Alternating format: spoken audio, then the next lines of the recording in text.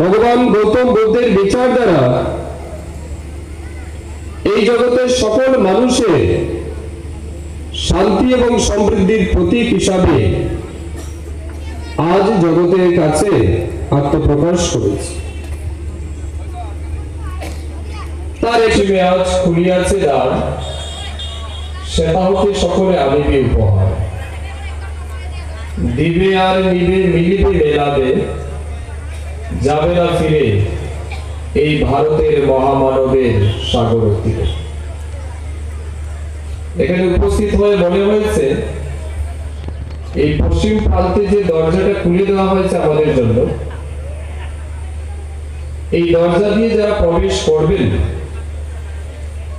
সেই দরজাটা মঞ্চের দরজা হোক কিংবা মন্দিরের দরজা হোক, দুইটাই পশ্চিম প্রান্ত থেকে খোলা হয়েছে।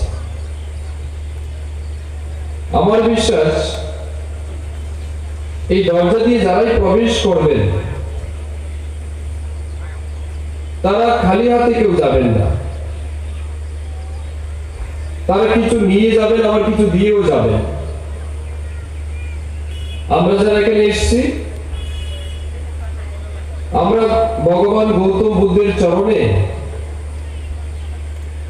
আমাদের জীবনের সমস্ত দুঃখ, হতাশা, ব্যর্থতা, এই সব কিছু আমরা ভগবান বুদ্ধের চরণে দিয়ে যেতে চাই। আর বিনিময়ে নিয়ে যেতে চাই এই পৃথিবীর সমস্ত রকমের সুখ, শান্তি এবং সমৃদ্ধি। এটাই আমাদের কামনা হোক, এটাই আমাদের বাসনা হোক। একটা বিচারধারাকে, একটা নীতিকে তৈরি করতে একটা মানুষ 1000 বছর, একটা মানুষ 100 বছর শ্রম করতে পারে।